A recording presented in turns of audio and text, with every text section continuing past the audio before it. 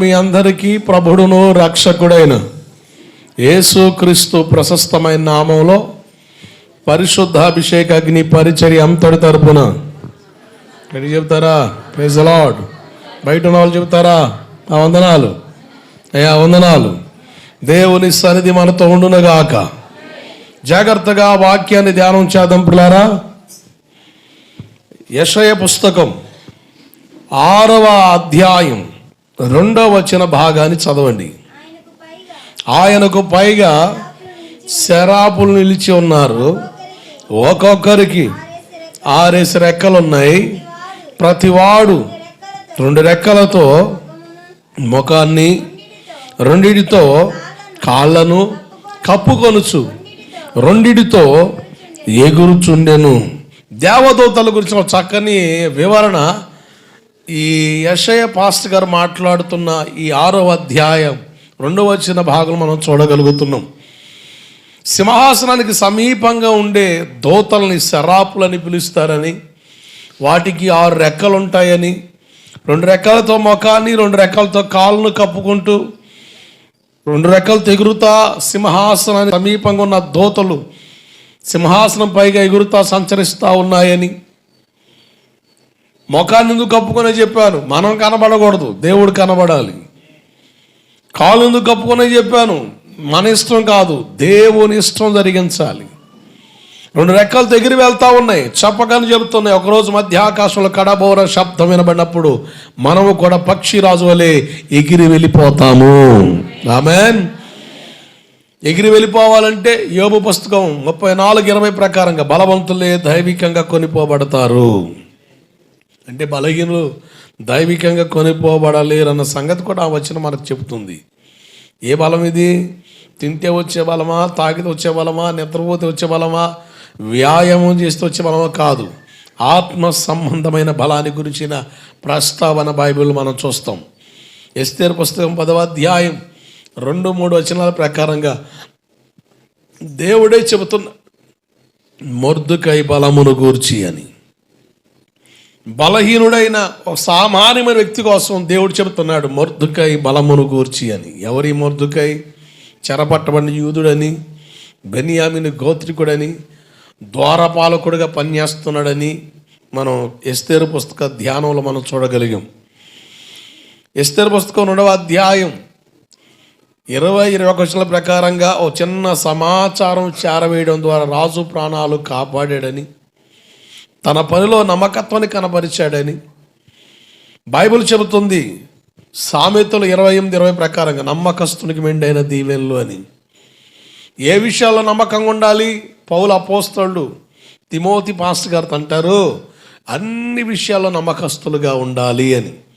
మీ ఆధ్యాత్మిక క్షేమం కొరకు 5 సంగతుల మీద తీసుకొని వస్తూ నేను వాటిని వివరణ మీకు అందిస్తున్నా. 1, ఒక విశ్వాసి దేవుని ఎదుట నమ్మకస్తులకు ఉండాలని, ఆ వ్యక్తి రక్షణ కొరకు దేవుడు వాడుకున్న పాత్ర, దైవజనుడు, ఆత్మీయ తండ్రి, ఆత్మీయ నాయకుడు, సేవకుని ఎదుట నమ్మకస్తులుగా ఉండాలని, రక్షింపబడిన మనల్ని గాల్లో వదిలేయలేదు, ఒక సహవాసానికి చేర్చాడు. మంచి సమరయుడు పూటకూలు వానింటికి చేర్చినట్లుగా మనలను ఒక సహవాసంలో చేర్చాడు. మనం వెళ్ళే సహవాసంలో, మందిరంలో నమ్మకస్తులుగా ఉండాలి.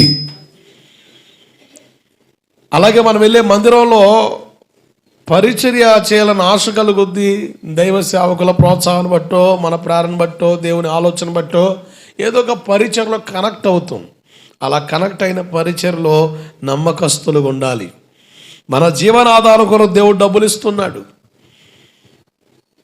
డబ్బులు ఖర్చు పెట్టే విషయంలో నమ్మకస్తులుగా ఉండాలి అనే సంగతులు బైబిల్లో ఉన్నాయి.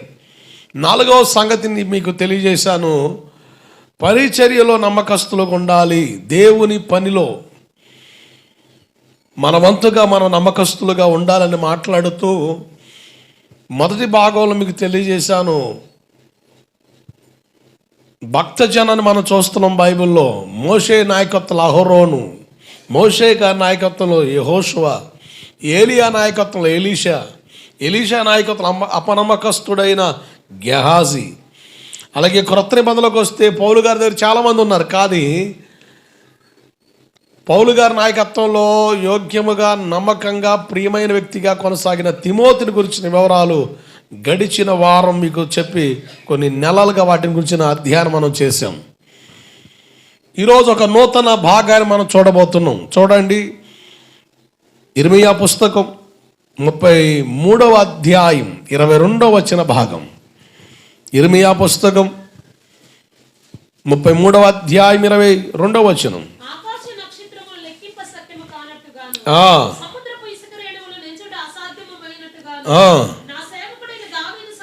నా సేవకుడైన దావీదు సంతానమును నాకు పరిచర్య చేయు. అండర్లైన్ చేయండి దీన్ని, నాకు పరిచర్య చేయు లేవీయులను లెక్కింపలేనంతగా నేను విస్తరింపజేస్తాను. గట్టిగా చప్పలు కొడుతూ స్తోత్రం చెబుదాం. హల్లెలూయా. మీకు స్క్రీన్లో కనబడుతున్నారు ప్రత్యక్ష గుడారంలో పనిచేస్తున్న లేవి సమూహం.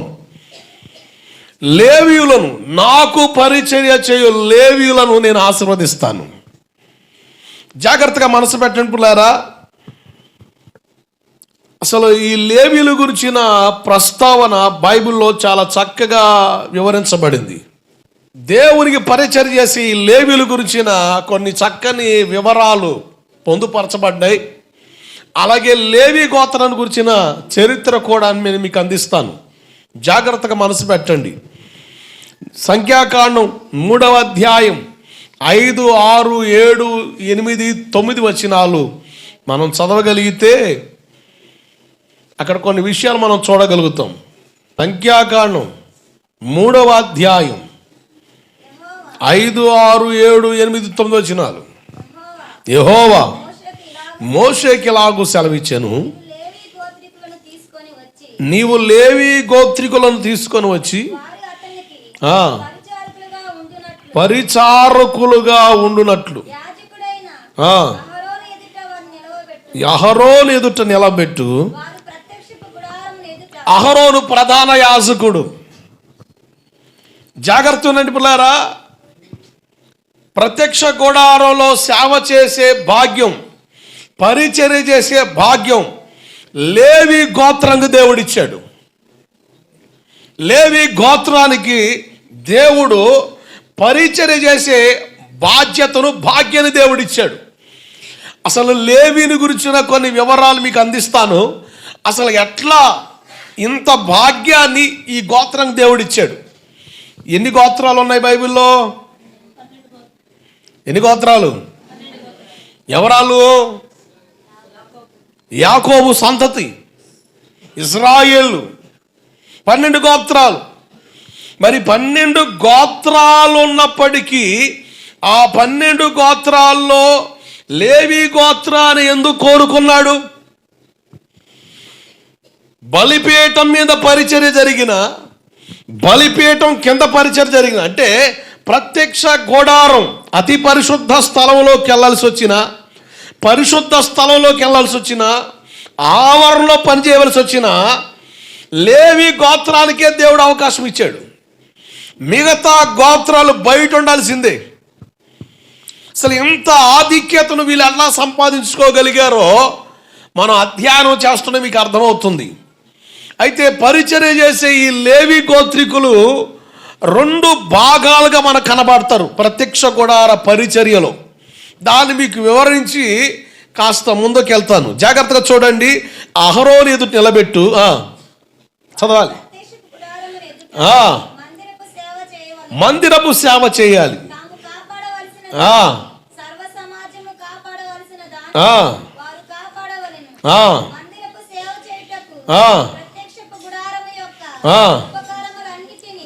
ఇశ్రాయేలు కాపాడవలసిన దానంతటిని వారే కాపాడాలి. కాగా నీవు లేవీయులను అహరోనుకును అతని కుమారులకును అప్పగింపవలెను. వారు ఇశ్రాయేల్లో నుండి అతని వశము చేయబడిన వారు. అహరోను ఎవరు? లేవి గోత్రికుడే. అయితే లేవి గోత్రంలో ప్రాముఖ్యుడు. అహరోనికి ప్రధాన యాజకత్వం ఎలా వచ్చిందో మీకు చెప్పా. అహరోను గురించిన వివరాలు మీకు చాలా స్పష్టంగా చెప్పా. ఆ ఆధిక్యతను అహరోను ఎలా పొందుకున్నాడో అన్న సంగతి. మోషే గారి నాయకత్వంలో కంట్రోల్ ఆయన ఆయన ఆయన కవరింగ్లో ఉంటా. సొంత తమ్ముడు మోషే, నువ్వు నాకు చెప్పేది ఏంది, వయసులో పెద్దోడు మాట నువ్వేనాలా నేనేనాలా, చిన్నోడు నువ్వు మైండ్ ఒట్టంగన మాటలే. మోషే మీద నాయకత్వాన్ని అహరోను గౌరవించాడు. మోషేకు దేవుడిచ్చిన ఆధిక్యతను దేవుడు గౌరవించాడు. మాకంటే పెద్ద వయసు కలిగిన వాళ్ళు ఉంటారు, మాతో సమకాలికులు ఉంటారు, మాకంటే చిన్నోళ్ళు ఉంటారు. పెద్ద వయసు కలిగిన వాళ్ళు అయినప్పటికీ కూడా వయసులో చిన్నవాడైన సేవకుని ఎందుకు గౌరవించాలి, ఎందుకు లెక్క చేయాలంటే మా మీద ఉన్న అభిషేకాన్ని బట్టి. దేవుడికి స్తోత్రం కలుగునుగాక. దేవుడు మాకిచ్చిన ఆధిక్యతను బట్టి, అది దేవుడు పెట్టే ఒక క్రమం. దాన్ని స్పష్టంగా తెలియజేయడానికే మోషే అహరోనుల జీవితాన్ని పొందుపరిచాడు. సొంత అన్న అహరోను లేవి గోత్రికుడు, ప్రాముఖ్యుడిగా ఉన్నాడు. మరి లేవి గోత్రానికి చెందిన అహరోన్నేమో ఒక క్యాడర్లో పెట్టాడు, మిగతా వాళ్ళనేమో ఆయన కవరింగ్లో పెట్టాడు. జాగ్రత్తనండి. అహరోను పిల్లలకి అతి పరిశుద్ధ స్థలంలో పనిచేసే బాధ్యతను, భాగ్యాన్ని దేవుడిచ్చాడు. పరిశుద్ధ స్థలములో, అతి పరిశుద్ధ స్థలములో బలిపీఠం కాడ పనిచేసే బాధ్యత, భాగ్యాన్ని అహరోను వంశానికి ఇచ్చాడు. మిగతా లేవీయులకి ఆ మందిరంలో అహరోను కవరింగ్లో ఉండి, అహరోను ఆధ్వర్యంలో ఉండి పనిచేసే బాధ్యతను దేవుడు మిగతా వాళ్ళకి ఇచ్చాడు. దేవుడికి స్తోత్రం కలుగునుగాక. మీరు ఇంకో వచ్చిన భాగాన్ని కూడా చదివితే మీకు అర్థమవుతుంది. సంఖ్యాకాండం 18వ అధ్యాయం 2-3 వచనాలు, 6వ వచనం. సంఖ్యాకాండం 18వ అధ్యాయం 2-3 వచనాలు.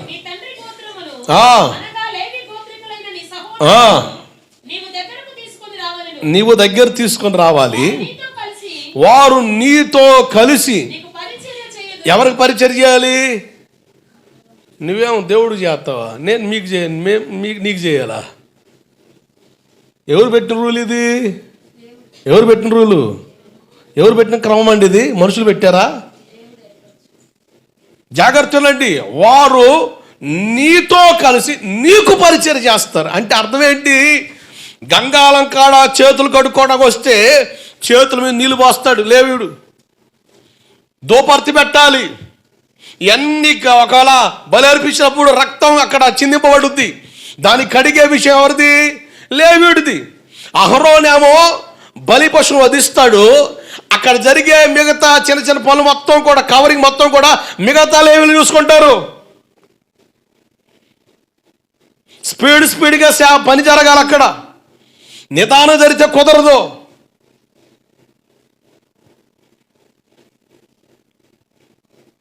మీరు ఉంటారండి,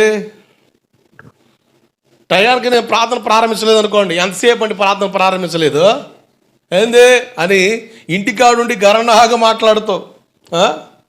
నా కాడ ఉన్న వాళ్ళు కలిసి, ఇప్పుడు నేను నా కాడ పిల్లల్లో ఒక 4-5 ఉంటారు పడుకొని, నేను 3 గంటలు లేచి నేను సిద్ధపడి వాళ్ళని లేపితే వాళ్ళు టెంట్ వేస్తా మొత్తం ఏం చేస్తారు. వాళ్ళు స్పీడ్ పని చేయకపోతే ఏమైపోతుంది? కోటం ఏమైపోద్ది? ఆ ప్రధాన యాజకుడు పిన్ని గారు వచ్చి చూసుకుంటే టెంట్ ఏదని ఉంటే మనం ఏడేస్తాం, మనకేం పని అని ఉన్నోళ్ళు అనుకున్నారు అనుకోండి. నేనే టెంట్ వేసి, నేనే వేగులు కొట్టి, నేనే ఎగ్గొట్టి మొత్తం లాగి సాగితే సియోను దేవుడే నీవు సిగ్గుపడనీయడు అని నువ్వు పాటలు పాడుతావు. ఉపయోగం ఏముంది? జాగ్రత్త. అట్లాగే ప్రధాన యాజకుడితో కలిసి పనిచేసే బాధ్యతను దేవుడు లేవీయులకు ఇచ్చాడు. దేవుడికి స్తోత్రం కలుగునుగాక. హల్లెలూయా. చదవండి 3వ వచనం, సంఖ్యాకాండం 18:3. వారు నిన్నును గోడారమంతటిని కాపాడుచుండవలెను. ఎవరిని కాపాడాలి? పరిచర్లో సేవకునితో కలిసి పనిచేసే వాళ్ళు సేవకుని కాపాడాల. ఉదాహరణ కొంతమంది ఉంటారు కెట్టిన వాళ్ళు, మీ పాస్టర్ గారు మాకు తెలుసులే, ఏం చెప్పొద్దులే, మాకేం తెలీదా ఏంది, మీ చర్చి కోసం మాకు తెలియంది ఏముంది అని లేనిపోని బెత్తర మాటలు మాట్లాడి బెత్తర వ్యవహారాలు చేసి వచ్చేవాడిని చెడగొట్టే గుంట నక్కలు ఉంటాయి. ఏ నక్కలు? మామూలు కాదు, గొంత కాడ కాసుకున్న గుంట నక్కలు అనమాట. వీడికి పని అదే, లేచిన కాడి నుంచి బతుకు తెల్లారేదాకా ఈ పని మానరు, ఈ గుంట నక్కలు చేసే పని అది. ఇప్పుడు సేవకుడికి అవి తెలియవు, నీకు తెలుస్తాయి. లోపల ఏం జరుగుతుందో నీకు తెలుసు, వాడికి తెలియకుండా తెలివిగా మాట్లాడుతాడు. తెంగరోడేమో నిజమా అట్నా మాకు తెలియదుగా, ఎందుకు తెలుస్తుంది? వచ్చిన కాడు నిద్ర నీ బతుక్కి వచ్చిన కాడు నుంచి నిద్ర వింటావా, చూస్తావా? ఏదో ఆత్మలో నిప్పునట్టుగా ఎట్ట కొనరప్పుడు పడతావు, అంత అభిషేకం దిగినట్టు. ఆ మాటలకేం పలేటి ఎలా పడతావు? ఏసై ఎన్ని మార్లు మాట్లాడినా కూడా ఉలుగు పలుకూడదు. పక్కోడు ఏదంటే సార్ సురుకు వస్తుంది మనకి. మనుషులు మాటకున్న బలం అది, దేవుని మాట నీకు అక్కడ పని చేయట్లే. మరి ఏం చేస్తాం? మనుషుల మాటలు పని చేస్తున్నా నీకు, కానీ దేవుడి మాట పని చేయట్లే. పవర్ అయిపోయింది ఆయనది, తగ్గిపోయింది దేవుని మాట పవరు. మనుషులు ఏదనంటే చాలు అసలు చూసుకో, మామూలు రోసం రాదు మనిషికి. మరి దేవుడు కూడా గద్దెత్తున్నాడుగా, హెచ్చరిస్తాం. మరి రోసం రావాలి, మన ముఖానికి రాదు. నువ్వేదని చెప్పుకో, నువ్వెంత అని చెప్పుకో, నాకెందుకు, ఇబ్బంది ఏం లేదు, ఇక్కడ బాగానే ఉంటుంది. లెక్క అప్పగించవలసిన రోజున డొక్క చీల్చి డోలు కడతాడు, జాగ్రత్త. దేవుడికి స్తోత్రం కలుగునగాక. కాపాడాలా, పరిచర్ని కాపాడాలా, సేవకుని కాపాడాలా. ఆ బాధ్యత అక్కడ లేవీయులకు అప్పగిస్తున్నాడు. అయితే వారు చావకున్నట్లు అతి పరిశుద్ధ స్థలము యొక్క ఉపకరణములైన బలిపీఠముల దగ్గర సమీపించవలదు. వాళ్ళు బలిపీఠం కింద నుండి పనిచేయాలా. బలిపీఠం ఎక్కుతా, నేను కూడా వాక్యం చెబుతా, నేను కూడా ప్రసంగం చేస్తా, నాకు కూడా 2 మొక్కలు వచ్చు, నేను కూడా యూట్యూబ్లో వాక్యాలు బాగా వింటున్నాను, నాకు కూడా ఆశ పెరిగింది, నాకు కూడా దోశ వచ్చిందని చెప్పి రాసు కూడా వస్తే కుదిరే పనులు కాదు. మహిమ కలిగిన సేవ, దేవుని పిలుపులో ఏర్పాట్లో నిలిచి క్రమబద్ధీకరించబడి దయచేత దేవుని వల్ల పొంది నిలబడడం ద్వారా మన ద్వారా దేవుడు సంఘాన్ని కడతాడు. హల్లెలూయా, హల్లెలూయా. మరి ఆశ ఉందండి నాకు దేవుని మాటలు చెప్పాలని, పో బజార్లకు వెళ్ళు, ఊర్ల మీదకి వెళ్ళు, కరపత్రాలు పంచిపెట్టు, యేసయ్య గురించి చెప్పు, దేవుడు గొప్పోడని చెప్పు, నీ సాక్ష్యం చెప్పు, నీ సంఘాన్ని తీసుకొని రా. ఇదిగో నన్ను మార్చిన దేవుడు, నాతో మాట్లాడిన దేవుడు ఇదిగో ఇక్కడున్నాడు, రాని తీసుకురా. అట్ట చేయనండి. జనాలందరూ కూడినప్పుడు నాకు మైక్ ఇస్తే మైక్ టైసన్ అయిపోయి మాట్లాడుతా.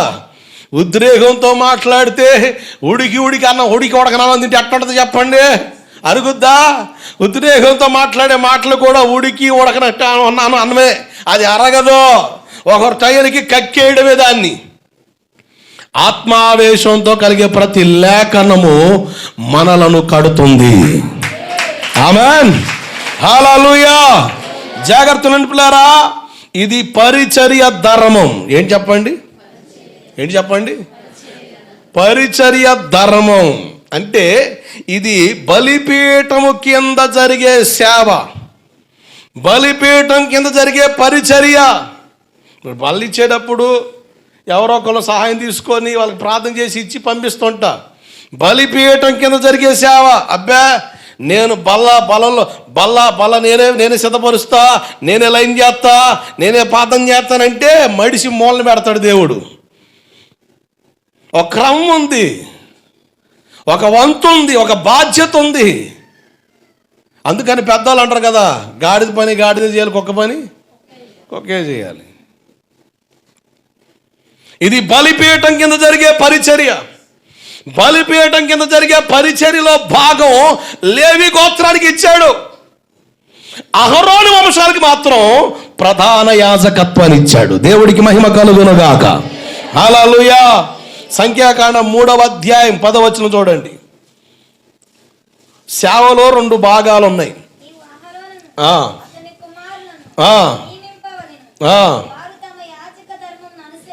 వారు తమ యాజక ధర్మమును అనుసరించి నడుచుకొందురు. యాజక ధర్మం బలిపీఠం మీద జరిగే సేవను అహరోను వంశానికి ఇచ్చాడు. ఆమెన్. హల్లెలూయా. అహరోను వంశానికి దేవుడిచ్చాడు. అహరోను వంశానికి యాజక ధర్మాన్ని దేవుడు అందుకిచ్చాడో అహరోను గురించిన వివరాల్లో మీరు చూడగలరు. ఒకవేళ మీకు గుర్తు లేకపోతే యూట్యూబ్ ఛానల్కి పోండి. దేవుని వాక్యం చక్కగా పొందుపరచబడి ఉంది. మరొకసారి వినండి. అహరోను గురించి, యెహోషువ గురించి, ఏలియా గురించి, ఎలీషా గురించి, తిమోతిని గురించిన వివరాలు చక్కగా మీతో నేను మాట్లాడుతూ వచ్చాను. అహరోను కుమారులకి, అహరోనుకి యాజక ధర్మాన్ని దేవుడిచ్చాడు. సంఖ్యాకాండం 18వ అధ్యాయం 7వ వచన భాగాన్ని చదవండి.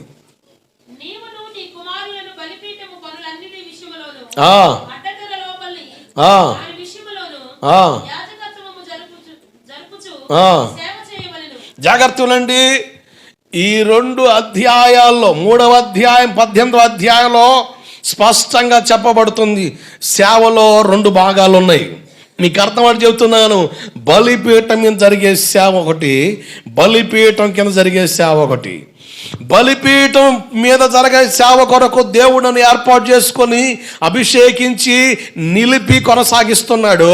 ఇప్పుడు సేవ బలపడడానికి, సేవ త్వరితంగా జరగడానికి, సేవ మంచిగా జరగడానికి బలిపీఠం కింద జరిగే పరిచర్యలో పాలు పొందే అవకాశం ఈనాడు సంఘంలో విశ్వాసులకు దేవుడిచ్చాడు. దేవుడికి స్తోత్రం కలుగునుగాక. హల్లెలూయా. పరిచర్యలో పాలు పొందాలని ఆలోచన అందరికి ఉండొచ్చు కానీ, ఆశ అందరికి ఉండొచ్చు కానీ, ఆ పరిచర్యలో పాలు పొందే ఆ ప్రయత్నాలు, ఆ విధానాలు కొంతమందికే ఉంటాయి. వారు దేవుని ఏర్పాటులో ఉంటారు. ఆమేన్. హల్లెలూయా. ఒకవేళ దేవుడిచ్చిన ఏర్పాట్లో ఉండి నీ మూర్ఖత్వాన్ని బట్టి, నీ అజ్ఞానాన్ని బట్టి, నీ మొండితనాన్ని బట్టి పోగొట్టుకున్నావనుకో, ఇప్పుడు నీకేం అర్థం కాదమ్మా. ఇప్పుడు ఏం అర్థం కాదు. మందిరం ఓడడమా, ఏముందిలే, నిన్న చేశాక ఇక రోజు నేనే చేస్తానా ఏంటి? అయ్యగారు ఏమన్నా జీతం ఎత్తున్నాడా ఏమిటి అని మనసులో, సరేలే అండి, అలాగేనండి, వస్తాంలే అండి, చేస్తాంలే అండి, లే అన్న కాడ నాకు అర్థమవుతుంది నీ మ్యాటరు. లేండి, చేత్తం లేండి, వస్తాం లేండి అన్న కాడ లే నిన్ను పట్టేస్తుంది నాకు. జాగ్రత్త. రేపొద్దున ఆ మహిమలో నిలబడినప్పుడు, అయ్యా నీకు ఇచ్చాను బాధ్యత, భాగ్యం, దాన్ని తోలనాడేవు, దాన్ని పోగొట్టుకున్నావు అన్నప్పుడు గుండెలు బాదుకుంటూ ఏడిసిన ఉపయోగం లేదు. దేవుని మందిర పరిచర్లో పాలు పొందడం ఎంత భాగ్యమో, ఎంత ఆశీర్వాదమో లేఖనాల్లో నీకు అర్థమైతే, నీ మనోనేత్రాలు వెలిగించబడితే, నీ కన్నులు తెరబడితే దేవుని పని కొరకు వెంపర్లాడుతావు. గట్టిగా చపలు కొడితే బాగుంటుంది అనుకుంటా. దేవుడికి స్తోత్రం కలుగునగాక. సంఖ్యాకాండం 3వ అధ్యాయం 5, 6, 7, 8, 9 వచనాల్లో మనకు తెలియజేసే విషయం తెలుసా? మనం పరిచర్లో పాలు పొందేవారు సేవకుల ఆధ్వర్యంలో ఉండాలి. సంఖ్యాకాండం 18వ అధ్యాయం 2, 3 వచనాలు, 6వ వచనం తెలియజేస్తుంది, మనం సేవలో పరిచర్లో పాలు పొందే వాళ్ళు సేవకునికి అప్పగించుకోవాలి. ఎవరి కవరింగ్లో ఉండాలి? సేవకుని కవర్లో ఉండాలి. నాకు ఇష్టమైతే చేస్తా, కష్టమైతే మానుకుంటా. ఏందట?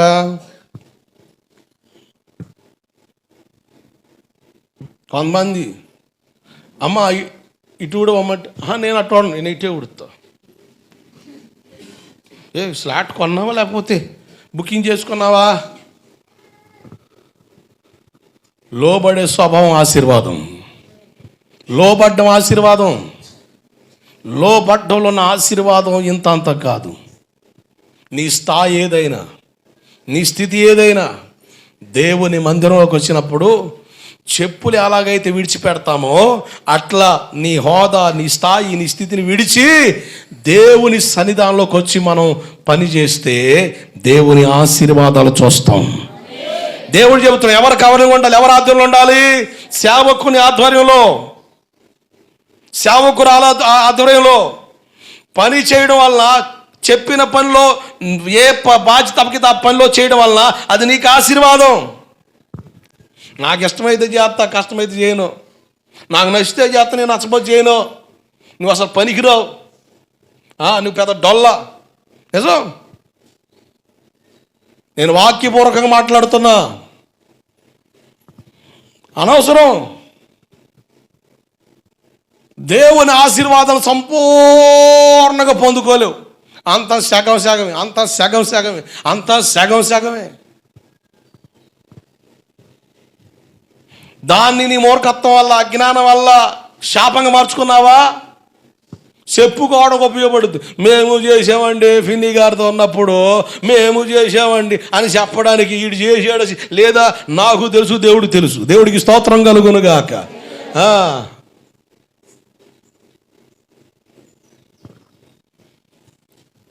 పరిచర్య చేయడంలో ఉన్న ఆశీర్వాదం గొప్పది. ఆ అవకాశం దక్కడం బాధ్యత, ఆ భాగ్యం. అజ్ఞానంగా ఉండొద్దు. ఒక సందర్భం మనకు కనబడుతుంది బైబిల్లో. సంఖ్యాకాండం 16వ అధ్యాయం 3వ వచనం బాగానే చదవండి, చక్కగా చదవండి.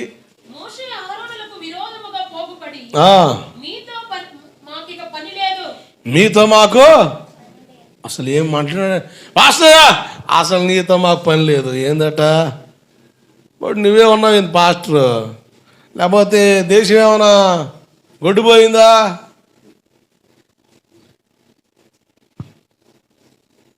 దైవిక క్రమంలో కట్టబడినోళ్ళకి వచ్చే ఆలోచనలు ఇవి. మీరు మార్కెట్లో చూడండి, కొన్ని ఎద్దులు తిరుగుతూ ఉంటాయి.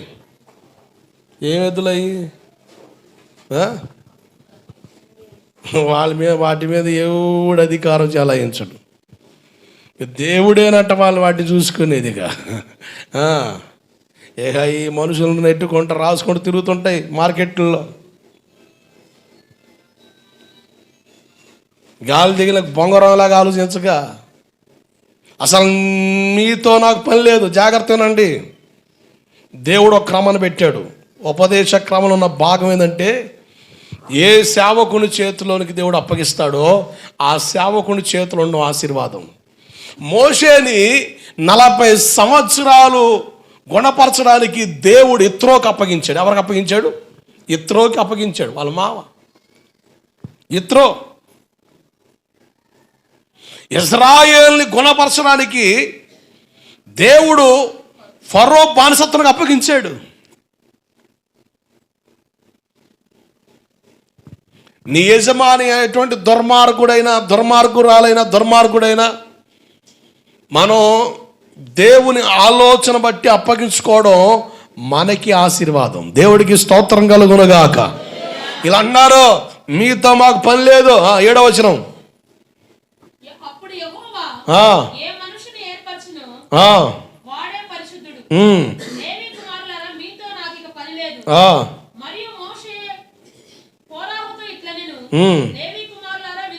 జాగ్రత్తనండి. 7వ వచనం అంటారు వాళ్ళు, అసలు మీరేనా బలిపీఠం మీద ప్రత్యక్ష గుడారంలో అతి పరిశుద్ధ స్థలంలో పోయేది? ఎన్ని సంవత్సరాల నుంచి చూస్తున్నాం? ప్రతి ఓడు పరిశుద్ధుడే. ఎవడు పరిశుద్ధుడు కాడు? మేము పరిశుద్ధులు కావా? మేము ఆవరణలో లేవా? మేము ఉపకారాలు కడుక్కోవట్లేదా? జనాలు మాయేస్తున్నారేంది? నువ్వే వాక్యం చెబుతావా? మేము చెప్పకూడదా? కొన్ని సంఘాల్లో గోల. మేము చెబుతాం. ఏం చెబుతావు? ఈరోజు సగం సంఘాలు పోవడానికి కారణాలు అవే. ఒక చోట ఇట్టగే వాదులు వస్తే పాస్టర్ గారు ఒక అతనికి కృతజ్ఞత కొట్టిన వాక్యం ఇచ్చాడు. అతను అంటాడు, కొత్తగా మాట్లాడాలనుకున్నాడేమో అంటాడు, అసలు రక్షణ ఎవరి ద్వారా వచ్చిందో తెలుసా మీకు అన్నాడు. ఎవరి ద్వారా? యేసు ప్రభు ద్వారా అని సంఘం చెప్పింది. కాదు, ఇస్కరియోతు యోధ. ఎవరు? అసలు ఇస్కరియోతు యోధాయే లేకపోతే యేసు ప్రభు శిలువకు అప్పగించబడేవాడా?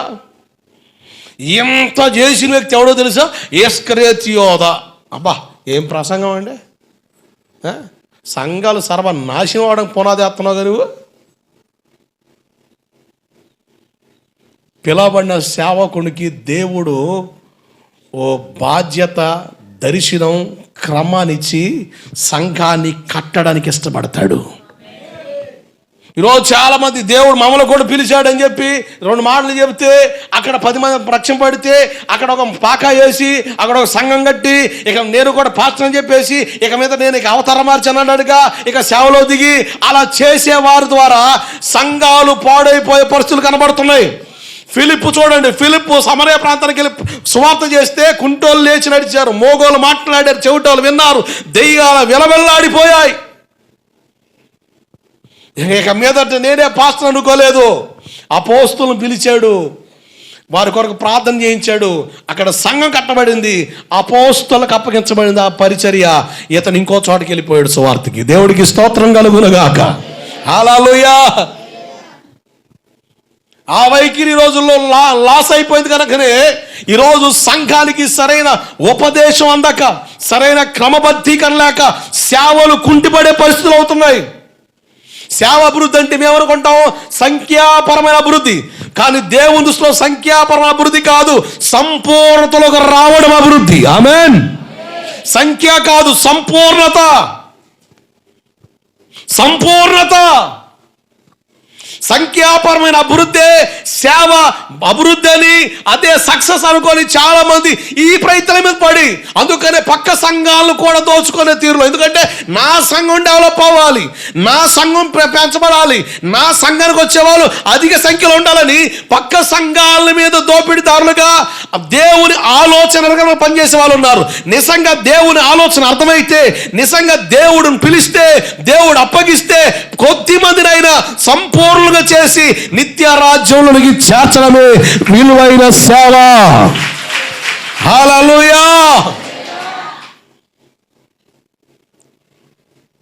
చాలా విడ్డూరమైన పరిస్థితులు కూడా వెళ్ళిపోయింది క్రైస్తవ్యం. విశ్వాసులు కూడా అలాగే తయారు. కారణం వాక్యం తెలియక. నేను మరలా చెప్తున్నా, నీకు వాక్యం తెలియపోతే నేను ఏ ఆట ఆడినా కూడా చెల్లుద్ది. నీకు వాక్యం తెలిస్తే నేను ఆడే ఏ ఆట కూడా చెల్లదు. ఓ పెద్ద సేవకుడు చెప్పాడు, లేకపోతే గొప్ప సేవకుడు ఎలా చెప్పాడు గొప్ప సేవకుడు అని, ఆయనకాడి 1000 మంది సంఘం 1000 మంది ప్రజలు వస్తారండి. 1000 మంది ప్రజలు బట్టి గొప్పోడు చిన్నోడు కాదు. దేవుని వాక్యం ఏం చెబుతుంది మీరు? వాక్యంలో లేనిది నేను చెప్పినా ఎవరు చెప్పినా తీసి పక్కన పడాయి. క్రైస్తవం ఎంత వెర్రి లోకం అంటే ఒక్క మాటలో చెప్తాను మీకు. కరోనా టైంలో వెర్జీనియా అనే ప్రాంతంలో ప్రార్థన జరుగుతుంటే ఒక కుర్రోడి మీదకి దేవుని ఆత్మ వస్తే ఆ కుర్రోడ్లోంచి దేవుడు ఏమని చెప్పాడంట, మీ బైబిల్లో తల వెంట్రుకలు ఉంటాయి, ఆ వెంట్రుకను తీసి నీళ్ళల్లో వేసి తాగితే అటువంటి వాళ్ళు తీసుకెళ్ళి కూర్చోబెట్టి దెబ్బకు చచ్చేవాళ్ళంతే. అసలు అది గోవిందపురం దాకా వచ్చిందండి. వామ్మో, వెర్జీనియా దేశం ఆడ, గోవిందపురం ఆడండి. శ్రీకాకుళంలో ఒక పాస్టర్ అయితే మైకి తీసుకొని, ప్రియమైన సంగమా, కరోనా బట్టి భయపడకండి, దేవుడు ఒక ఆలోచన ఇచ్చాడు. అదేమనగా మీ బైబిల్ తెరిచి వెతకండి, తల వెంట్రుకలు కనబడితే వాటిని తీసుకొని అపురూపంగా ఎంచి ఒక నీళ్ళలో వేసి 1 గంట తర్వాత తాగండి, కరోనా రాదు. అబ్బా, ఏం నేర్చుకున్నావు పాస్టర్ అయ్యా?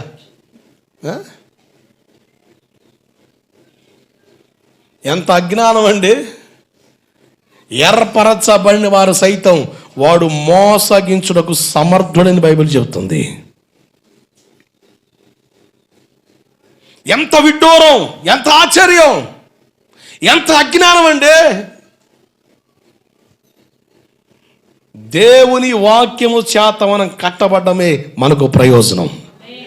ఆమేన్, హల్లెలూయా. 11, 12, 13, 14 వచ్చి చదవండి. సంఖ్యాకాండ 16వ అధ్యాయం.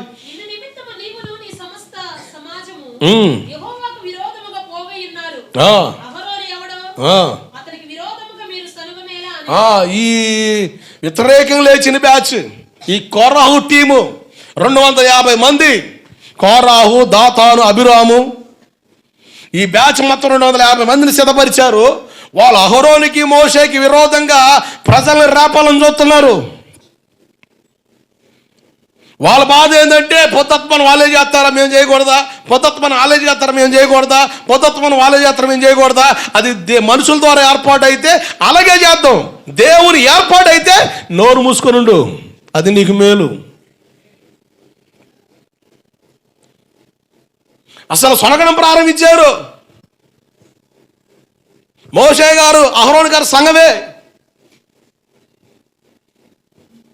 ఇటువంటి గందరగోళం లేపే బ్యాచులు కొన్ని సంఘాల్లో తగలాడతారు. జాగ్రత్త, దేవుని కోపానికి తప్ప దేనికి పాత్రులు కాలేరు. 12వ వచనం.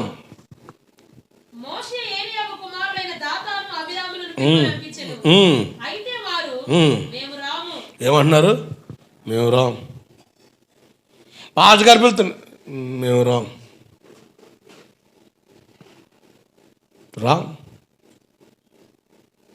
భీష్మించుకున్నాం, ధర్నా చేస్తున్నాం, మేమనుకున్న డిమాండ్స్ నెరవేరాల, మేము రాం. ఇంకా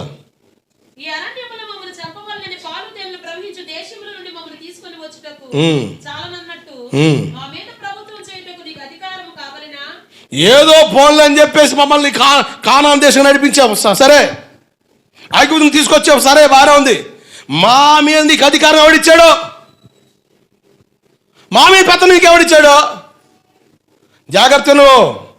దైవ సేవకునికి దేవుడి అధికారం ఇచ్చి పంపించాడు. దేవుడికి స్తోత్రం కలుగునగాక. నిన్ను గద్దించే హక్కు సేవకుడికి ఉంది. ఉందా? మాటకి అంటాం, నిలబెట్టి ఒక మాట అన్ని వచ్చి ఆదివారం కనబడద్దు మొహం. ఎన్ని ధర్నాలు చేస్తామో, ఎన్ని స్ట్రైకులు చేస్తామో. ఎవడిచ్చి పంపాడు అధికారం? మోషే అంటాడు, దేవుడు అంటాడు, నేనే నీకు అధికారం ఇచ్చి పంపుతున్నాను, వెళ్ళి ఇశ్రాయేలు నడిపించని. ఈరోజు ఈ ప్రాంతానికి దేవుడు నన్ను నడిపించి నిన్ను సమకూర్చాడంటే నీ మీద అధికారాన్ని దేవుడు సేవకుడికి ఇచ్చాడని అర్థం. హల్లెలూయా. ఎవడిచ్చాడు నీకు అధికారం? ఎవడిచ్చాడు? దేవుడు. చదవండి 13వ వచనం.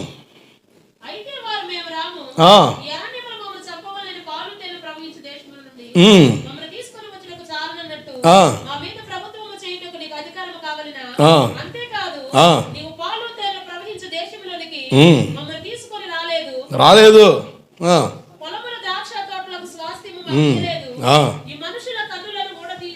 జాగ్రత్త, నీ రక్షణ కొరకు సేవకుని ప్రార్థన ఉంటుంది, నీ ప్రయోజనం కొరకు సేవకుని ప్రార్థన ఉంటుంది. వీళ్ళంటారు, నీ వల్ల మాకేం జరగలే, దేవుడు చేశాడు మాకు. నువ్వు చేస్తే కాదు, దేవుడు చేశాడు మాకు. కానీ మధ్యవర్తిగా పనిచేసే బాధ్యత సేవకునికి ఇచ్చాడు. నీ మీద శాపం రాకుండా, కీడు రాకుండా, నష్టం రాకుండా, హాని కలగకుండా నీ కొరకు ప్రార్థించవలసిన బాధ్యత, వంతు సేవకునిది. అలా ప్రార్థించగా దేవుడు పలుమార్లు కాపాడుతూ వచ్చాడు. అది నీ గుడ్డి కళ్ళకు, అజ్ఞానానికి ఎక్కడ అర్థం కాదు. నిత్య రాజ్యంలో ఆ మహిమలో చేరిన తర్వాత దేవుడు చూపిస్తూ నీకు అర్థమవుతోహో, ఇలా నేను రక్షణలోకి వచ్చానా, ఇలా దేవుడిని పట్టుకున్నాడా, ఇలా నన్ను నడిపించాడని. ఈరోజు చాలా మంది సేవకుల్ని వ్యతిరేకించి మాట్లాడేవాళ్ళు, సేవకులను చులకం చేసి మాట్లాడేవాళ్ళు, సేవకులకు అభ్యంతరంగా మాట్లాడేవాళ్ళు, మీడియాగా మాట్లాడేవాళ్ళు, మూర్ఖంగా మాట్లాడేవాళ్ళు. జాగ్రత్త.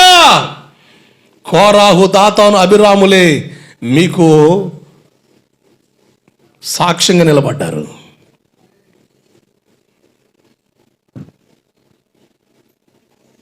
జాగ్రత్త. వీళ్ళేం కోరు? ఎందుకు ఎంత ఎంత ఎంత ఇంత ప్రాబ్లం ఎందుకు వచ్చింది? మీరే పరిశుద్ధులు అంటున్నారు, విరోధంగా లేపబడ్డారు, సొణిగారు, మేము రాము అంటున్నారు. నీకు అధికారం ఎవరిచ్చారు? అసలు ప్రాబ్లం ఏంటి?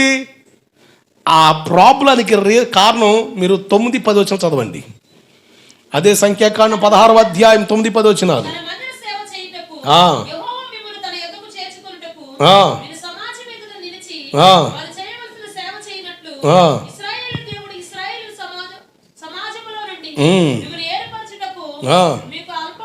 మీకు అల్పంగా ఉందా?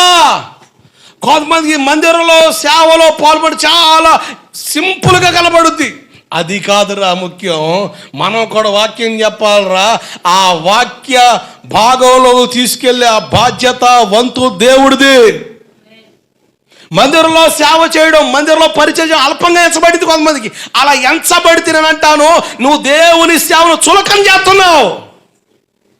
నువ్వు సేవకు పనికిరావు. నువ్వు అదే మెంటాలిటీ ఉంటే నువ్వు అక్కడే ఉంటావు. దేవుడు అక్కడే పెడతాడు. ఒకవేళ దేవుడిని ఇక్కడ తీసుకొచ్చి నిలబెట్టాలన్న ఆలోచన కలిగి ఉన్నా నీ స్వభావం నిన్ను అక్కడే నిలబెట్టుద్ది. ఎందుకు అక్కడ నిలబెట్టాడు? నిన్ను సరి చేయడానికి, నిన్ను దిద్దడానికి, నిన్ను బలపరచడానికి, నిన్ను ప్రయోజకురమర్చడానికి, నిన్ను క్రమబద్ధీకరించడానికి. నీ ఆలోచన క్రమం లేదు, నీ మనసు క్రమంగా లేదు, నీ బుద్ధి క్రమంగా లేదు, నీ వైఖరి క్రమంగా లేదు, నీ ప్రవర్తన క్రమంగా లేదు. కనుక your not the eligible person for here. కనుక దేవుడు ఎక్కడి దాకా రానివ్వడు. ఇక్కడ దాకా రావాలంటే దేవుడిని ఆమోదించాలి. ఎవరు కోరుకోవాలి అంటే దేవుడు కోరుకోవాలి. దేవుడికి స్తోత్రం కలుగునగాక. హల్లెలూయా. పరిచర్య చేయడం అంత చీప్గా కనబడుతుందా? నీకు తెలుసా, బలిపీఠం మీద చేసే పరిచర్యకి ఎంత ఆశీర్వాదం ఉందో, బలిపీఠం కింద జరిగే పరిచర్యలో పాలు పొందేవారు కూడా అంతే ఆశీర్వాదం. ఆమేన్. సమూయేలు అంటారు, యుద్ధానికి వెళ్ళిన వారికి ఎంత జీతమో, యుద్ధ సామాగ్రి కాడ కాపలా కాసినోడు కూడా అంతే జీతం. మూటాలు కడతారుగా మీరు. కొంతమందికి క్యారాజులు చేర్చే బాధ్యత ఇస్తారు. ఎందుకంటే వాడు పొలంలో పనికిరాలు. కొంతమంది మందంగా పని చేస్తుంటారు. అసలు మిగతా గట్టి మీద పని అంటే భలేసేలాగా చేస్తారు. అక్క ఇదిగా డబ్బా తీసుక, అక్క ఇదిగా క్యారేజ్ తీసుక అని సార్లు అదిగు మళ్ళీ కంటే మందంగా నడుస్తారు.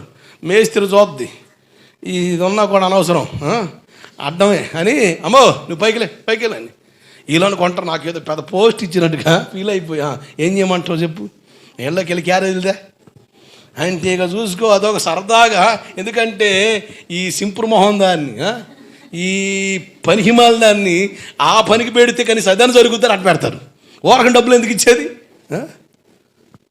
అట్నే మడిలో పని చేసినోడికి ఎంత డబ్బులో, మడికాడ పని చేసేవాడికి నీళ్ళు ఇచ్చినోడికి, క్యారేలు ఇచ్చినోడు కూడా అంతే ఎత్తాం. కానీ ఎందుకు దించమని అంటే తీస్తే వీడు సగం పని పాడు చేస్తాడు, కనీసం అదని చేస్తాడని. అందుకనే యుద్ధానికి వెళ్ళిన వారికి ఎంత జీతమో, యుద్ధ సామాగ్రి కాడ కాపలా కాసిన వారు కూడా అదే జీతం. దేవుడికి స్తోత్రం కలుగునగాక. ఈ కోరాహు, దాతాను, అబీరాములకి దేవుని మందిర పరిచర్య చాలా అల్పంగా. అసలు దేవుని మందిర పరిచర్య సేవ అందరూ ఇక్కడ నిలబడ్డారు అనుకోండి, కింద ఎవరు చేస్తారు అండి? అందరు ఇక్కడ నిలబడితే కింద ఎవరు చేస్తారు? కొన్ని సంఘాల్లో మీటింగ్ జరిగేటప్పుడు ఎవరు బాధ్యతలు వాళ్ళకి అప్పగిస్తారు. పాటలు పాడే టీవీలో ఉన్న భలే ఆశ పడతాం. ఎందుకంటే ఒక ఆశ ఉందయ్యా, నా కోరిక తీర్చయ్యా. అబ్బా, జనాల ముందు పాడడం బాగుంటుందిగా. దాని కొరకు లిప్టిక్, ఫేర్ అండ్ లవ్లీ, ఫేషియల్, ఇది అది చేసి బూడిద గుమ్మడికాయ ముఖం లేక తగిలై అన్నీ తగిలించుకొని,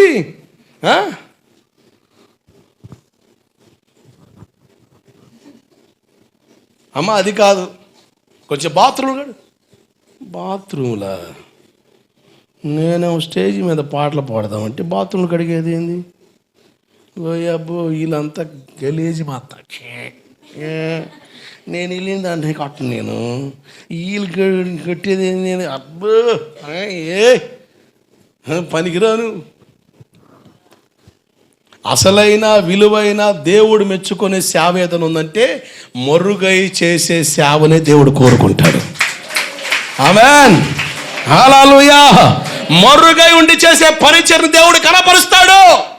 ఒక మాటలో చెప్పాలంటే స్టేజ్ ఎక్కి వాక్యం చెప్పి బద్దలు కొట్టి దేవుని ప్రసన్నతించి ప్రజల్ని కదిలించి దేవుని దగ్గర నడిపించిన వ్యక్తి కంటే మరుగై ఉండి ప్రభా కూడిక బలంగా జరగాలని, ఆయన సేవకుని బలంగా వాడుకో ప్రభా, అభిషేకం దిగాలని కడుపు కట్టుకొని ప్రార్థిస్తారా, వాళ్ళు కనబడరు. కానీ దేవుడు చూస్తున్నాడు. ఒక దైవజనుడు వాక్యం చెబితే ఎన్ని ఆత్మలు రక్షించబడ్డాయో అంతకంటే అత్యధికమైన 200 ఆశీర్వాదం ప్రార్థించిన వ్యక్తికి దేవుడు ఇస్తాడు. హల్లెలూయా. ప్రాబ్లం ఏంటంటే వీళ్ళకి వాళ్ళు చేసే పరిచయం అల్లప్పంగించబడింది. కొత్తగా ఇంత పాతకు రోతకు ఉండకూడదు. బైబిల్లో ఉంది, ఒక్కసారి మనం నిర్ణయించుకున్న తర్వాత వెనక్కి తగ్గావా దానికి దెబ్బలు అట్టుంటాయో తర్వాత నీకు తెలుస్తుంది. కనపడవు సైలెంట్గా దెబ్బేస్తాడు సైతన్ గాడు. చదవండి 10వ వచనం.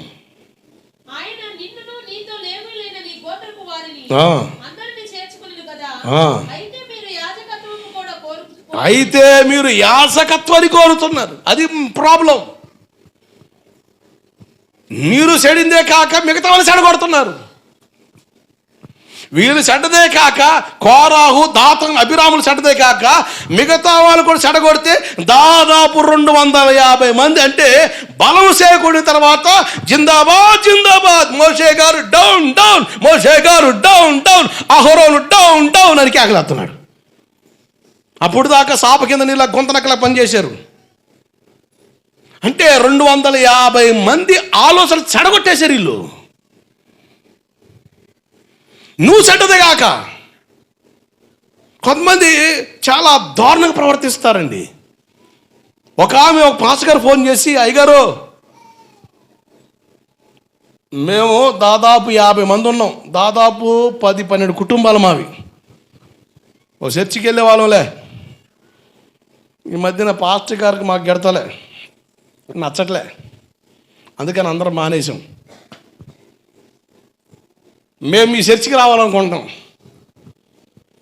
సరే మంచిదయ్యా, మరి ఆడెందుకు మానుకొని వచ్చావో, ఆడేం తేడా చేసావో ఏందో లేనికి మా పాస్టర్ గారు మనసులో సరేరా అంటే ఈయన అంటాడు, అయ్యగారు నేను రావాలంటే నాతో పాటు నేను బయలుదేరితే 50 మంది వస్తారు. మా పాస్టర్ గారు ఒక మాట అంటే నాకు నచ్చలేదు, నేను లేచి నిలబడ్డా, మిగతా 49 లేచారంతే, వచ్చేసామంతే. పాస్టర్ గారు నేను అసలు చాలా సింపుల్ కనపడ్డాను. నేనంటే ఏదో తెలియదు అనుకుంటా పాస్టర్ గారికి, జాగ్రత్త.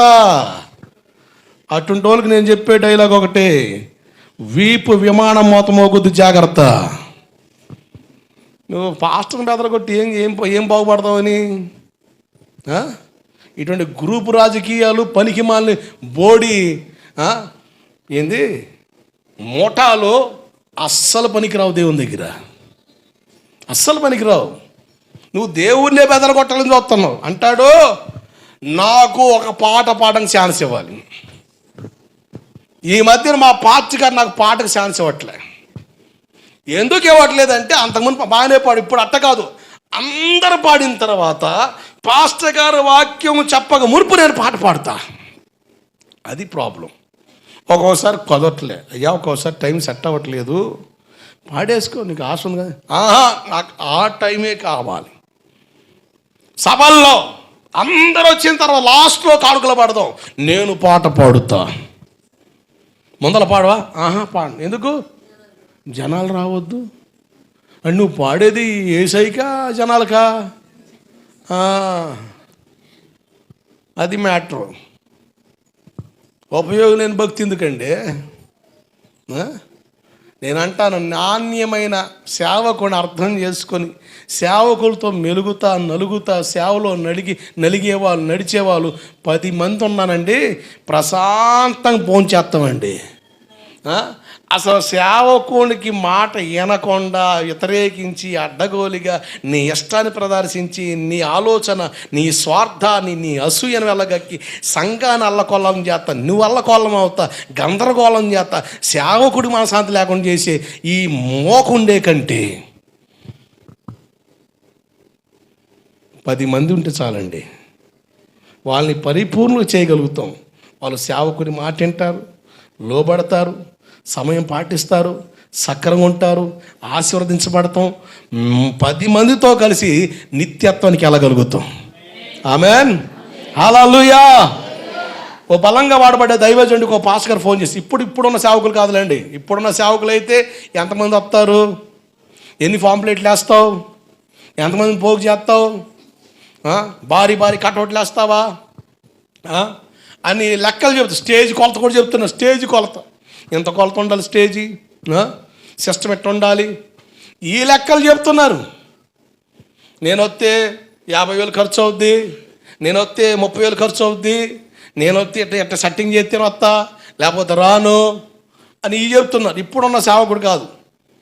18వ శతాబ్దంలో ఒక సేవకునికి, అప్పుడున్న ఒక సేవకుడు ఫోన్ చేశాయా, నాది చిన్న సంఘం, మీరు వచ్చి వాక్యం చెబితే సంఘం బలపడదని ఆశపడుతున్నాను, ఏదైనా అవకాశం ఉంటే వస్తారా అంటే, ఆ దైవజనుడు నవ్వుతున్నాడు. ఎంతమంది వస్తారు అంటే, ఒక 50 మంది ఉంటారయ్యా అని. ఆ సేవకుడు నవ్వుతుంటాడు, ఆ 50 మందే పరిపూర్ణులై ఒక్కరు విడబడకుండా ఎత్తబడితే ఆ పరలోకంలో 6 లక్షల కారు బలం గల మోషే గారి సంఘం కంటే నీ సంఘం ఎక్కువరా నాయన అన్నాడట. దేవుడికి స్తోత్రం కలుగునుగాక. 6 లక్షల కారు బలంలో నుంచి ఎంతమంది పోయారయ్యా అంటే 2. ఎంత?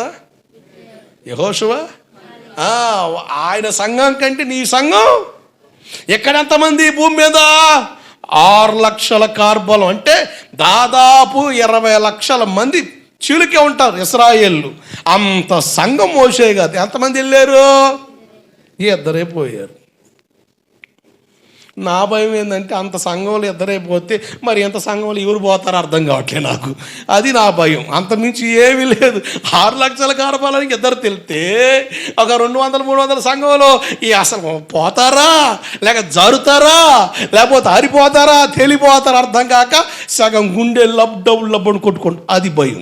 అంత మించిన భయం ఏమి లేదు. దేవుడికి స్తోత్రం కలుగునుగాక. హల్లెలూయా. జాగ్రత్తనండి. వాళ్ళు యాజకత్వాన్ని కోరుకునే పరిస్థితిలోకి వచ్చారు. అందుకని అక్కడ సమస్య క్రియేట్ అయింది. నేను ఎందుకు ఈ విషయాన్ని పరిచయం చేశానంటే, ఈ లేవీయులు 2 భాగాలుగా చేయబడ్డారు. అహరోను వంశానికేమో ప్రధాన యాజకత్వాన్ని ఇచ్చాడు, హై ప్రీస్ట్. లేవీయులకి యాజకులుగా ఉన్నారు, పరిచారకులుగా ఉన్నారు, సంరక్షకులుగా ఉన్నారు. ఇట్లా రకరకాల బాధ్యతలు లేవీయులకు అప్పగించాడు. అహరోను కూడా లేవీయుడే, కానీ అహరోను తన జీవితాన్ని నడిపించుకున్న విధానం బట్టి అంత భాగ్యాన్ని దేవుడిచ్చాడు. దేవుడికి స్తోత్రం కలుగునుగాక.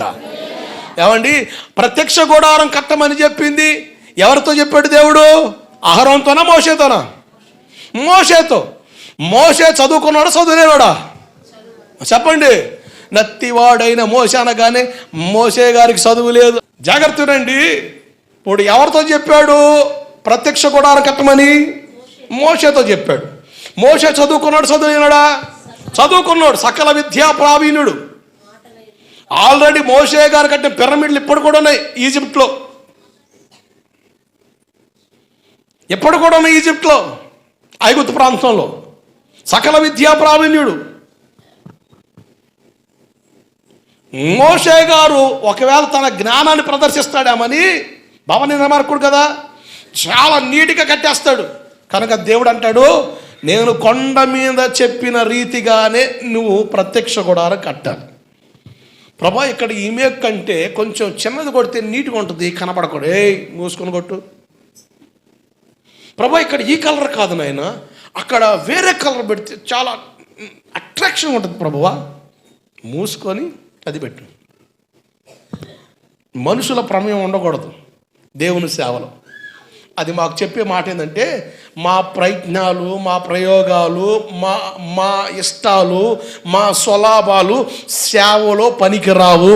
ఒకవేళ ప్రయత్నాలు చేస్తే మా స్వలాభానికే కానీ సంఘక్షేమం కొరకు కాదు అని అర్థమవుతుంది.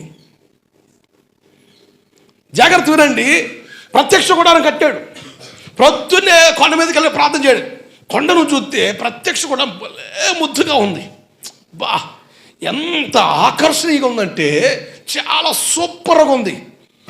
మోషే గారు హడావిడిగా కిందకు వచ్చి అసలు బయట ఎంత అందంగా ఉందంటే లోపల ఇంకెంత అందంగా ఉందో అని చెప్పేసి లోపలికి అడుగుపడి, మోషే అయ్యా అవుట్, బయటికి పో. ఏందయ్యా? ప్రత్యక్ష గుడారంలో సేవ చేసే బాధ్యత నీది కాదు, మరి ఎవరిది? మీ అన్న అహరోను పిలిపించాడు. ఇదిగో ఎఫోదు వస్త్రాలు, యాజక వస్త్రాలు ధరింపచేయి. ఎందుకు ప్రభువా? అహరోను నిన్ను వెంబడించిన విధానం చూడగా, లోబడిన విధానం చూడగా నా హృదయాన్ని దోచుకున్నాడు. దయచేతనే, దయదలిచా అతనికి యాజకత్వ సేవ ఇవ్వాలనుకుంటున్నాను అని అహరోనుకు దేవుడు అప్పగించాడు. కొట్టండి గట్టిగా, హల్లెలూయా. ఇప్పుడు లేవీలు ఎంతమంది ఉన్నారు? లేవీలకి 4 కొడుకులు ఉన్నారు. వాళ్ళ పిల్లల గురించిన వివరాలు మీకు సంఖ్యాకాండం 3వ అధ్యాయంలో కనబడతాయి. 39వ వచన భాగం చదవండి. ఒక లెక్క, ఒక ఉజ్జాయింపు లెక్క మనకు కనబడుద్ది. సంఖ్యాకాండం 3వ అధ్యాయం 39వ వచనం.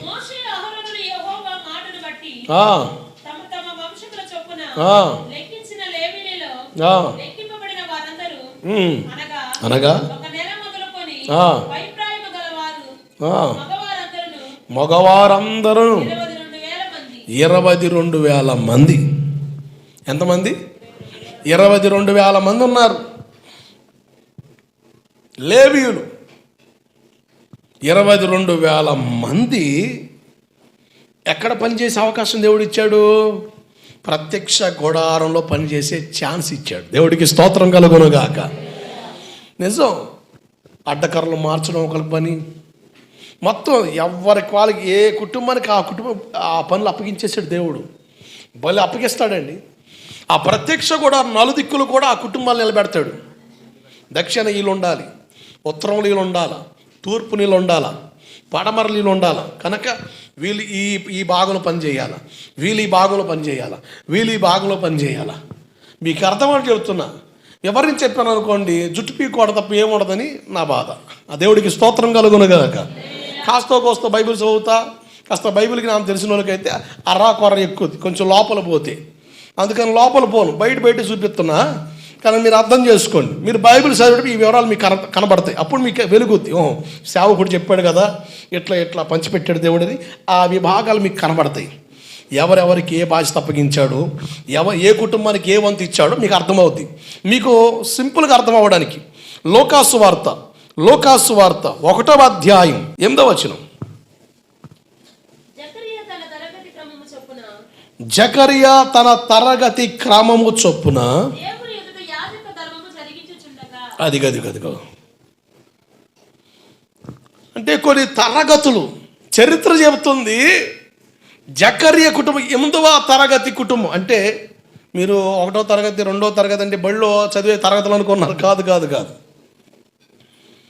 తరగతుల ప్రకారంగా దేవుడు కొన్ని కుటుంబాలకు నిలబెట్టి వాళ్ళకి ఆ బాధ్యతలు అప్పగించాడు.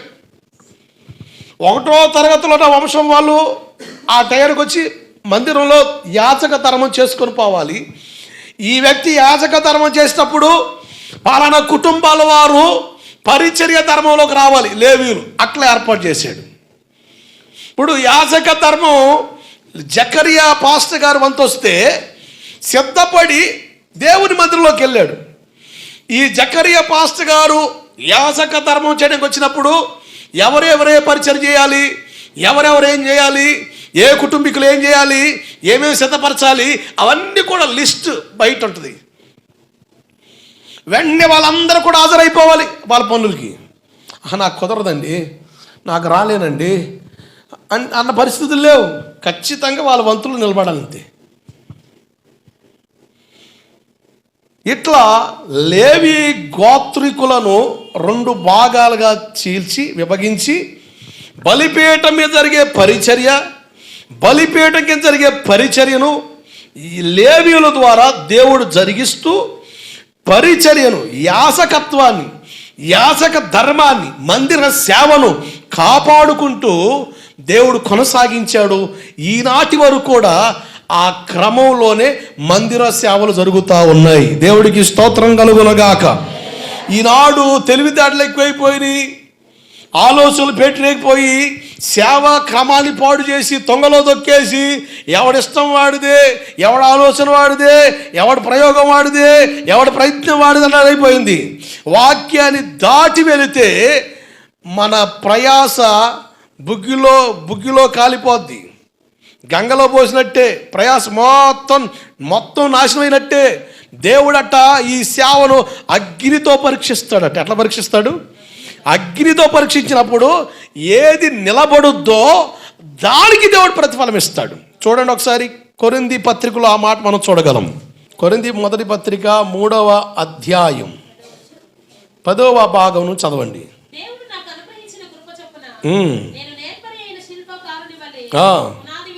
పునాది వేశాను,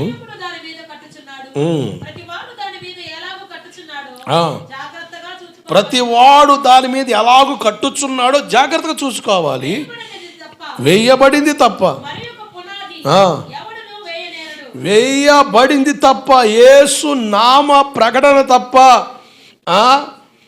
మరొక ఆత్మ, మరొక యేసు, మరొక సువార్త విభాగంలోకి రాకూడదు.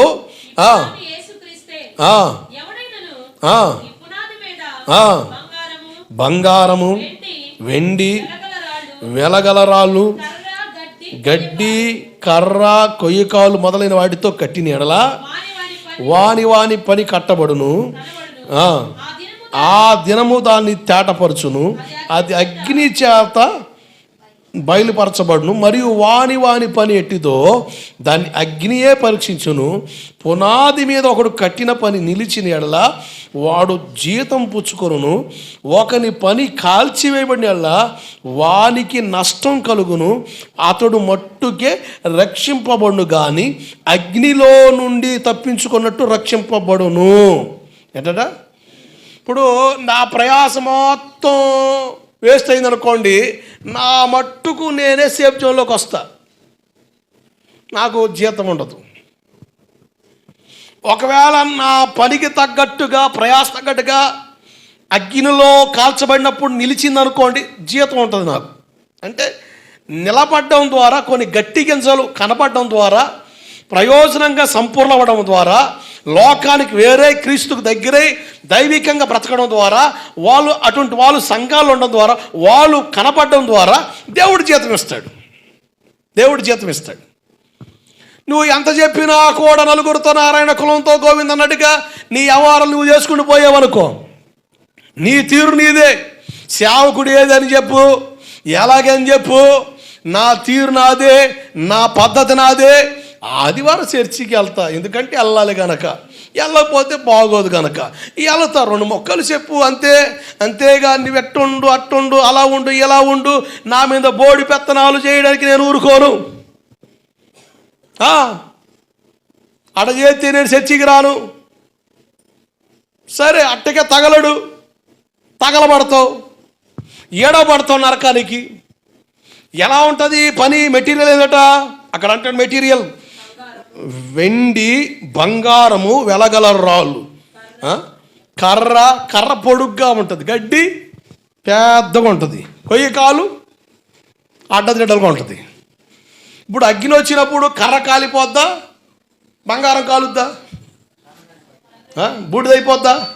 గడ్డి బూడిదైపోద్ది, కొయ్యకాలు. కానీ బంగారం, వెలగల రాళ్ళు, వెండి అది కాల్చబడే కొలది ప్రకాశవంతంగా మారుద్ది.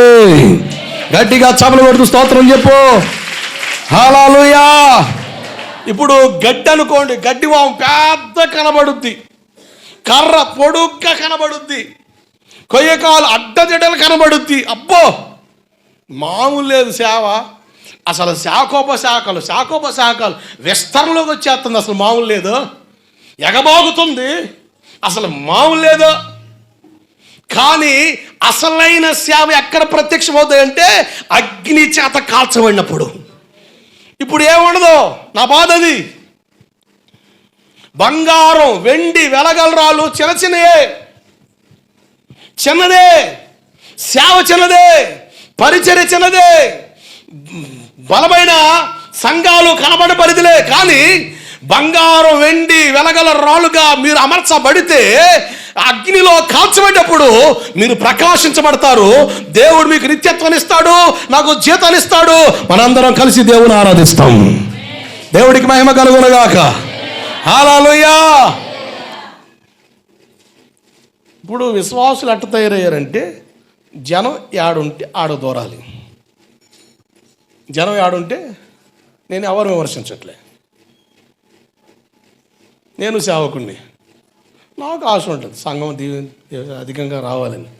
కానీ అంతకంటే ఆశ ఏంటంటే వచ్చిన వాళ్ళు కాస్త న్యాయబద్ధం బతికితే బాగుంటుందని ఆశ. అసలు అటువంటి వాళ్ళు కనబడినప్పుడు ఎట్లుంటుందంటే అసలు ఎవరు రాబోని పర్లేదు రా నాయన, ఉన్నోళ్ళు బాగుపడితే చాలు అని మ్యాటర్ వచ్చింది. దేవుడికి స్తోత్రం కలుగునుగా. ఇక ఈ లెక్కల్లో కూర్చున్నా. కొత్త వాళ్ళ సంగతి దేవుడిరుగా, ఉన్నోళ్ళు దిద్దుకోవాలిగా. మిమ్మల్ని దిద్దలేనోడిని మిగతా వాళ్ళు నేనేం చేసుకోవాలండి చెప్పుకోవడం తప్ప. అమ్మా బడాయి బచ్చ కూలీకి సత్య అన్నట్టుగా నా సంఘం 1000 మంది, నా సంఘం 2000 మంది అని చెప్పుకోవడం తప్ప దేనికి ఉపయోగపడతాం? అమ్మా కానీ ఏ చర్చి చూసినా కూడా హౌస్ఫుల్లే, ఏ కూటమి చూసినా జనాలతో కిటకిటలాడమే. రాజకీయ నాయకులు అయితే బెత్తరపోతారు. వారు నాయన మాకు డబ్బులు ఇచ్చినారు, హర్ర నాయన ఎట్టొస్తున్నారు అయ్యా, వస్తారు, సంతోషం. దేవుడు అంటే ఆశ ఉంది, వెర్రుంది. కానీ దేవుని కొరకు బ్రతకాలన్న ఆలోచన ఉండాలిగా. దేవుని కొరకు బ్రతకాలన్న ఆలోచన ఉండాలి కదండి. కానీ విచిత్రం, యేసుప్రభు అంటాడు మీరు అరణ్యంలోకి వెళ్ళింది దేని చూడండి, రెల్లుని చూడడానికి వెళ్ళారా? దేనికి వెళ్ళారు మీరు? మీటింగ్ దేనికోసం వెళ్ళారు? జనం ఎంతమంది వచ్చారు, ఎంతమంది భోజనాలు పెడుతున్నారు, ఎన్ని ఎకరాల్లో కూటం జరుగుతుంది, ఎంతమంది గ్యాదర్ అవుతున్నారు, పాస్టర్ గారు ఎట్ట మాట్లాడుతున్నాడు, అసలు ఏం జరుగుతుంది, ఇది చూడడానికా? యేసుప్రభు అంటాడు మీరు అరణ్యంలోకి వెళ్ళింది దేనికి? రెల్లుని చూడడానికా? ఎందుకో తెలుసా? వాళ్ళు మార్పు లేని కారణం బట్టి, వాళ్ళు మారుమోసం లేని కారణం బట్టి. అసలు ఎందుకు వెళ్ళారు అబ్బాయి? అరణ్యంలో కేకన పడితే పోయారు, బాగానే ఉంది. ఏం చూసి వచ్చారు మీరు? రెల్లును చూసి వచ్చారా? ఇప్పుడున్న పరిస్థితులు అట్టగే ఉన్నాయి. మందిరానికి ఎందుకు వస్తున్నావు నువ్వు? దేవుని దగ్గరికి ఎందుకు వస్తున్నావు నువ్వు? ఏం చూసి పోవడానికి వచ్చావు? ఉపయోగం లేని భక్తి కట్టిపెట్టు. 2024 సంవత్సరం 25లోకి వచ్చేస్తున్నావు. ఊరు పోమంటుంది, కాడు రమ్మంటే పరిస్థితికి వచ్చేస్తున్నావు. రోజుల మీద పడుతున్నాయి, వయసు మీద పడుతుంది. ఎన్నో సంవత్సరాలుగా దేవుని వాక్యాన్ని కూర్చోబెట్టి దేవుడికి నేర్పిస్తున్నాడు. ఇంకా ఎంతకాలం దేవుని వాక్యాన్ని లోపడవు? ఇంకా ఎంతకాలం దేవుని వాక్యాన్ని గ్రహించుకొని బ్రతుకుతావు? కట్టబడతావా? దిద్దబడతావా? అప్పగించుకోగలుగుతావా? సరిచేయబడగలుగుతావా? నేనంట నిత్య రాజ్య వారసుడిగా మారుతావు. గట్టిగా చప్పలు కొడుతూ స్తోత్రం చెప్పు.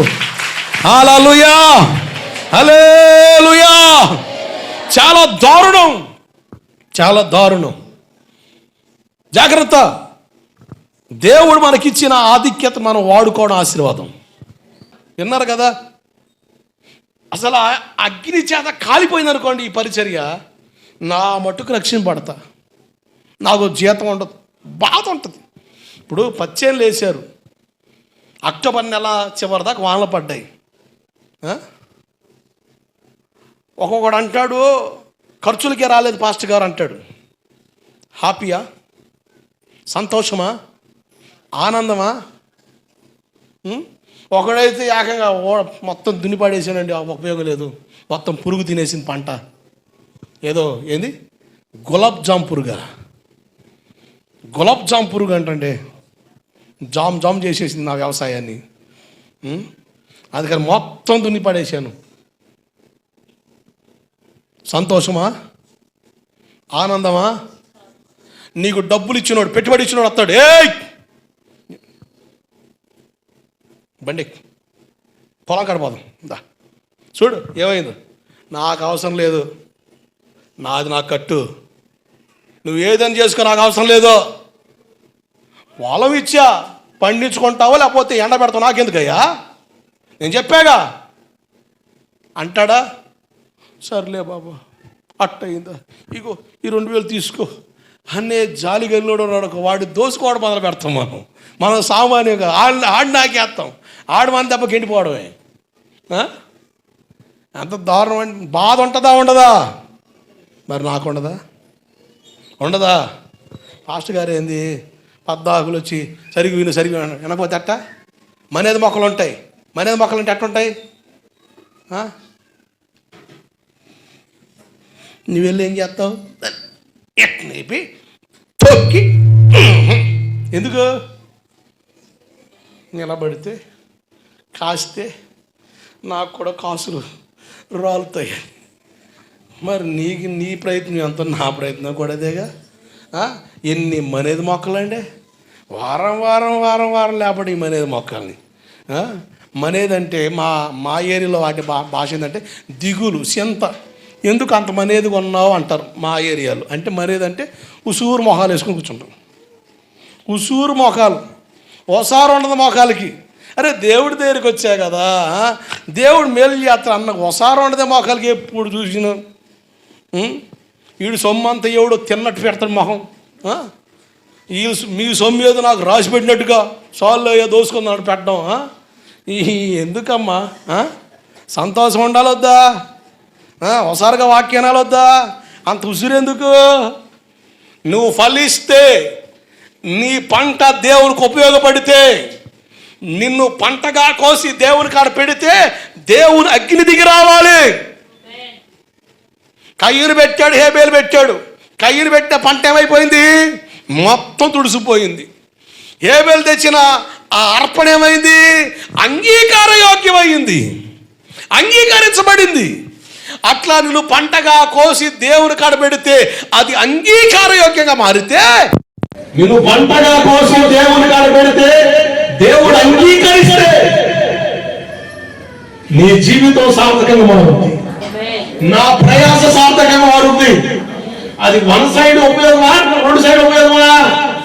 అమ్మని నేను వాక్యం వింటే మాస్టర్ గారు బాగుపడతాడంట, నేను వాక్యం వింటే ఆయనకి డబ్బులు వస్తాయంట.